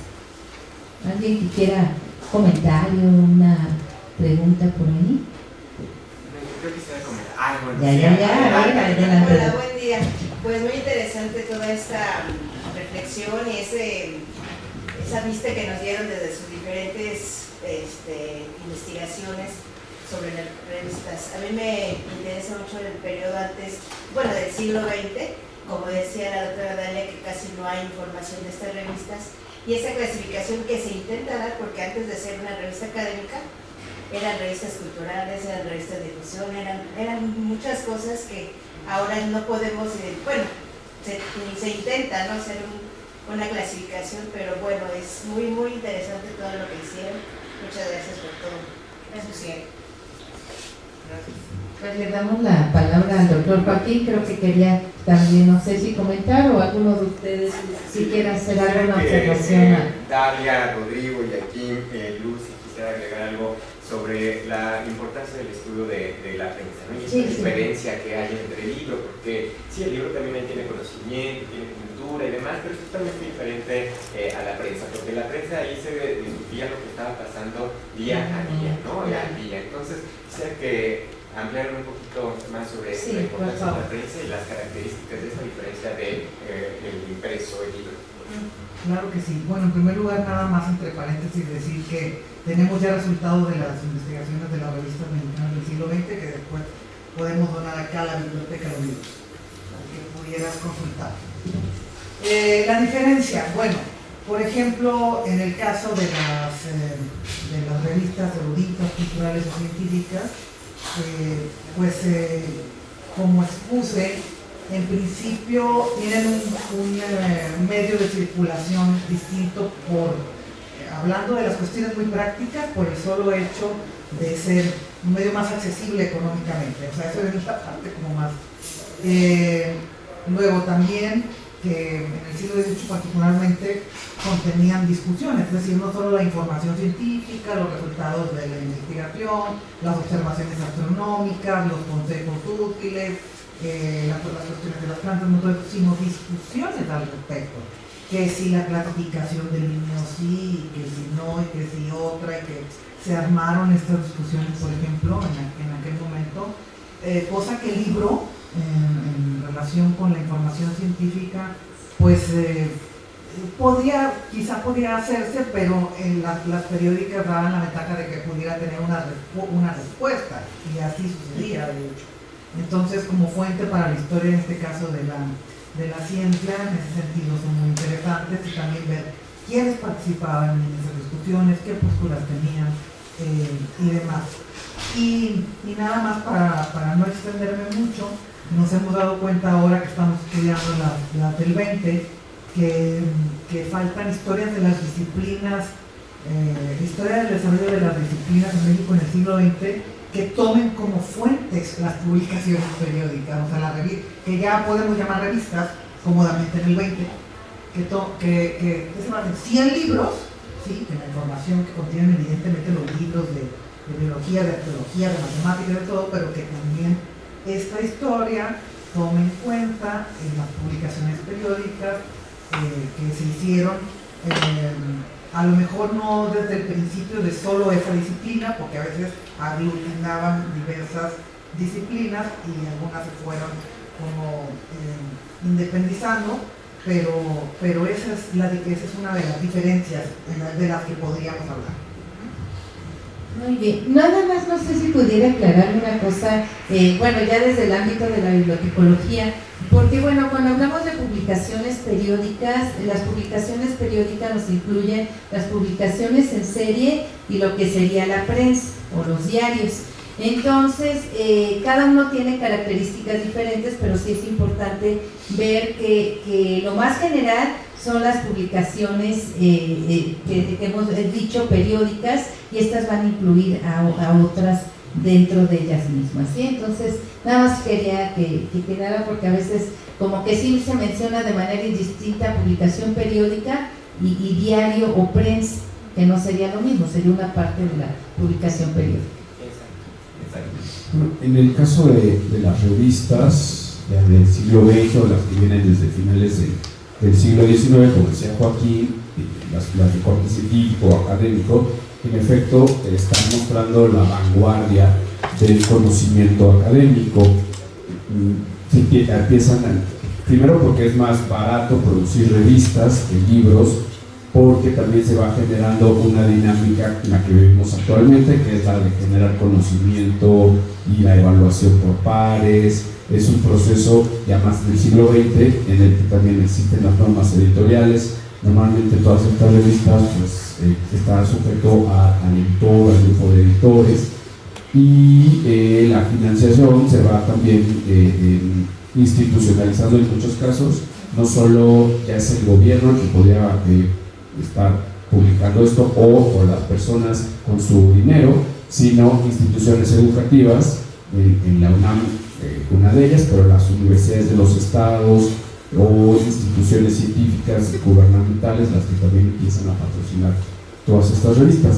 Y por otro lado, pues me gustaría hacer la invitación de que consulten los impresos periódicos, no solo en los acervos físicos, también toda la digitalización que se ha hecho mundial en nuestro país, empezando por la Hemeroteca Nacional Digital de México, pero también está la Universidad de Nuevo León, la Universidad de Guadalajara, la Universidad de Nayarit, hay el gobierno de Yucatán, en fin, hoy tienen muchísimas revistas, periódicos de todo tipo que hay que consultar, además de los acervos que tienen prensa mexicana digitalizada, Internet Archive, el propio Google, y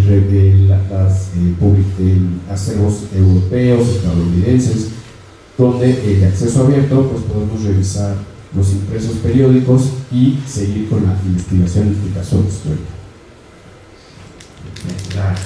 ¿Quiere usted agregar algo? Sí, por favor. Me avisen cuando ya esté listo. Adelante.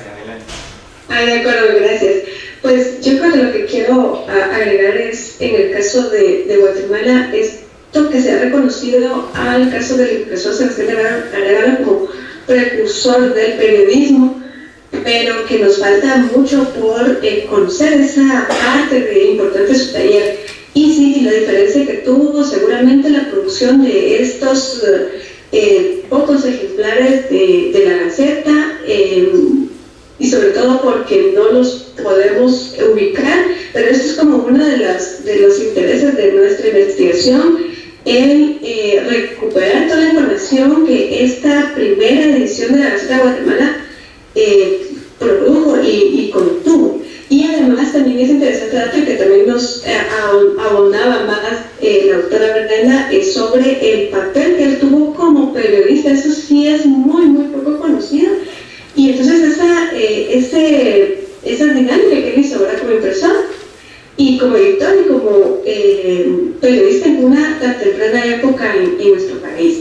Entonces, sin duda, este estudio nos permitirá conocer un poco más sobre esas diferencias de impresos, porque sí conocemos más la labor de Sebastián Arevalo, sobre todo por la gramática que produjo en 1753, y muchos libros que también conocemos sobre él, pero muy poco sobre este papel que pudo haber tenido su taller en cuanto a ediciones menores, ¿verdad? De impresiones menores, y este tipo de publicaciones que la verdad que sí conocemos muy poco en cómo se desarrollaron en esa temprana época en Guatemala. Entonces nos posibilita mucho este espacio para poder escuchar, ¿verdad?, lo que se ha conocido y trabajado de estas publicaciones, y en Guatemala tenemos un potencial que lo estamos empezando a explorar. Ese creo que es como el reporte que puedo dar sobre la participación que tuvimos con la doctora Liliana. Gracias. Muchas gracias, maestra Luz. Pues no sé si tuvieran alguna otra pregunta. Si no es así, pues darle un fuerte, fuerte aplauso a nuestros ponentes que nos